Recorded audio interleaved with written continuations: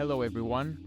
This is Alex Levy, host of the Through Conversations podcast, a platform dedicated to exploring the truth through conversations with the most brilliant minds. First of all, I want to say that the outpouring of support that I've received during this past month has been remarkable. Many of you reached out to share with me your insights from listening to this month's interviews, from the conversations I had with Noam Chomsky, with Mayor Jaylen Smith, and with John Vervaeke. Knowing that my discussions with the world's most brilliant minds are making an impact in the way you, the listeners of the podcast, see the world has been a dream come true. It's been really inspiring to see how these conversations challenge your perspectives, or may put into words what you've been thinking about, or perhaps provide new insights. The vision of Through Conversations is to share the most meaningful discussions with the world's most brilliant minds and bring us closer to the truth. With that being said, every end of the month, I will be uploading this bonus segment of the podcast to share with you my biggest insights from the conversations I had during the month. So this special edition of Through Conversations podcast will feature my insights from my conversations with Professor Noam Chomsky, Mayor Jaylen Smith, and Professor John Vervaeke. If you enjoyed this segment of the show, please let me know in the comments if you're watching it on YouTube. But if you're listening on Apple Podcasts or on Spotify, please rate the show and write a review with your thoughts. The purpose of this new segment is to also engage more directly with you and for you to send me the questions that you have for an upcoming interview with a brilliant mind, and in the future maybe bring you on board so you can spectate, you can watch, or you can even be part of an interview with a brilliant mind. Let's get right into it. First off, let's discuss the insights from my conversation with Mayor Jaylen Smith. At 18 years old, Mayor Smith is among the youngest individuals to ever win an election in the history of the United States. The New York Times described Mayor Smith as a young, energetic, and ambitious leader who is determined to improve the fortunes of Earl, a small town in Arkansas that has been struggling economically for years. Mayor Smith set a number of goals during his mayoral term, including attracting a supermarket to the town, improving the city's infrastructure, and creating new jobs. Mayor Smith is indeed an energetic individual, and his optimism for the future is refreshing and encouraging. Seeing someone younger than me lead a city is truly inspiring and made me reflect about how we've always thought we need to be a certain age, we need to pass a certain threshold to make an impact in the world. But Mayor Smith exemplifies civic engagement and proves that it's the size of the heart that matters. It's not the age, it's not the job title, it's not the reputation that matters. It's the willingness to step up and be a leader for change that ultimately drives change. I asked Mayor Smith about his experience leading the city at such a young age and how he has been able to collaborate with older, more experienced members of his government and a community who may question his ability to lead at such a young age. Here's what he said. And of course, the biggest question that comes to mind is, we both you and I are very, very young. You're younger than me, but age comes into the conversation always. You being mayor, you're running a city. So how have you been able to navigate with such confidence and such drive this difference of ages? And have you been interacted with people who say, you know what, I've been here more time than you have. I know more things. And how you've been able to create that meaningful dialogue without age being a very important difference or not? Well, with dealing with people that's older than me and being younger, it's kind of difficult to deal with sometimes, but most of the time, it's not, you don't have time to interfere and intervene or, I will say, influence people that is older than you and think they know everything. Because if they did know everything, I wouldn't have to be mayor of the city of Arkansas. It's time out for us, for people that's older, that's bashing young people, and it's time to come together as one to help move the city forward, because that's what it's going to take. It's not just going to take me as a mayor; it's going to take them, me, and the city council and the people working together to move the city. It's not moving a city is not an I job. It's a we thing. And bridging the gap is coming together as one, building those relationships, getting those connections to move a city. That's what really matters in this case. Talk about wisdom. Running a city is not an I job, it's a we thing. I can think of a couple of areas in our society where we desperately need more of Mayor Smith's philosophy. If you can also think of some areas where we can use his wisdom, please do let me know in the comments. Mayor Smith embodies leadership and civic engagement. He decided to walk his talk, to practice what he preached, and lead by example. He's an inspiration for me, and I am eager to see the change he brings to Earl, Arkansas, and to continue to see how his impact and his trajectory unfolds as a public servant in the future. Now let's get into my discussion with John Vervaeke. Professor Vervaeke has been a guest on Through Conversations for 3 times, and each time he joins me, he blows my mind. I first encountered with Professor Vervaeke's ideas when I read his book Zombies in the Western Culture, a 21st Century Crisis. His book opened my eyes to the meaning crisis we're collectively experiencing and what we must do to tackle it. For Professor Vervaeke, zombies represent our lack of meaning and purpose that we seem to be facing in modern life. But why zombies? Christopher Mastropietro, co-author of the book, shared a great metaphor to explain the zombie reference from the book. Christopher makes us reflect on what a kiss truly is. It doesn't just represent love, but rather, it is the action of love. In a similar way, zombies don't just stand for the meaning crisis, they actually embody and enact it. If you think of a zombie is literally walking dead. It is disconnected from its environment, from its own self, from its community. This made me reflect, how much does this analogy resonate with the world we currently live in, where millions report feeling lonely, despaired, and disconnected from their communities? The growing animosity between people is one of my biggest concerns.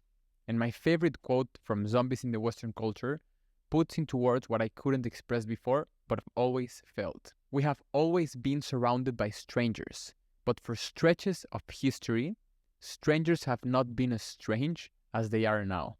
As you can see, this has made me reflect a lot and ponder questions such as, even though many of us live in the same building or are part of a neighborhood, do we really know the person who lives next door? Do we even say hi or feel a sense of closeness with the individual standing next to us in the grocery store? Do we feel camaraderie with the people that we see walking next to us? Even if we live in the same nation, do we feel like partners or do we act as rivals? Going even deeper, now that we're entering a world driven by technology and AI, our technology is bringing us closer to each other, or they seem to be putting a wall between one another, providing an illusionary feeling that our social media apps or dating apps are bringing us closer. These are deep, tough questions to reflect on, but finding answers to them can help us bridge the gap between one another and see each other more than just strangers. We can see each other as part of a community with the potential to become more than strangers and decrease the sense of animosity between one another. My conversation with Professor Vervaeke discussed these issues deeply through the lens of how AI has the potential to fuel the meaning crisis. In Professor Vervaeke's words, say this is where the meaning crisis connects, is we're just optimizing so much of our lives that all of a sudden let's just pretend that AI is able to do everything for us. We still have this lack of purpose, lack of fulfillment. There's despair in our society. How are we gonna tackle that? I think that these machines are going to pour gasoline on the fire of the meaning crisis, and a lot of people are going to find themselves suddenly economically and culturally disenfranchised, or at least their status is reduced. What happens if these machines write poetry really wonderfully or write music really wonderfully?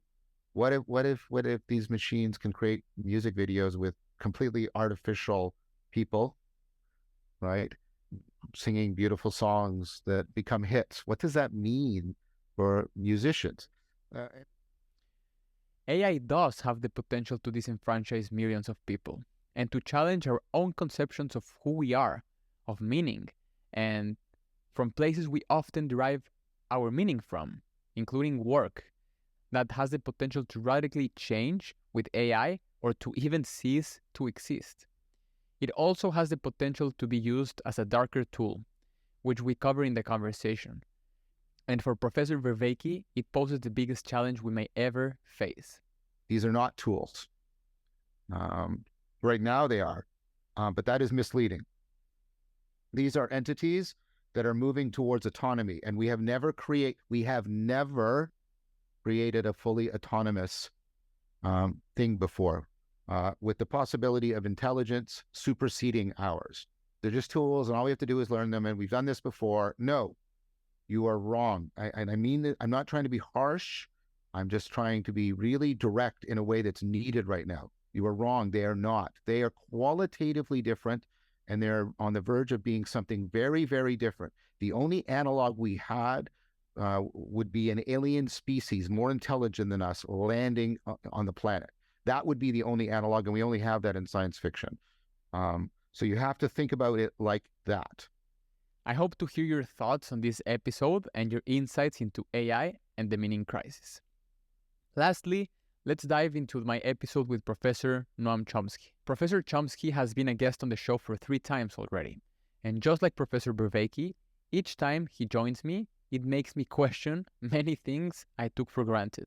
During this discussion, I asked Professor Chomsky several questions regarding the state of the world, including the 2024 presidential elections in the United States, the state of American politics, the fentanyl crisis in the United States, the status of the Ukraine-Russia war, and the rise of artificial intelligence. Personally speaking, it is quite impressive and admirable that Professor Chomsky continues to be so engaged in all of these nuanced topics and has already caught up with the curve with regards to the rise of artificial intelligence.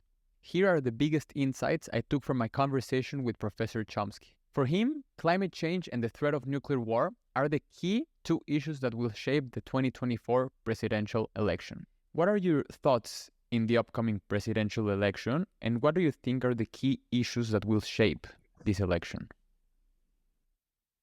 There are 2 key issues that shape everything, including the election.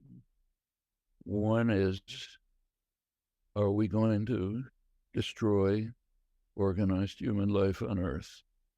There are 2 ways in which we are now racing to do that. One is the increasing threat of nuclear war, both in Europe and in Asia.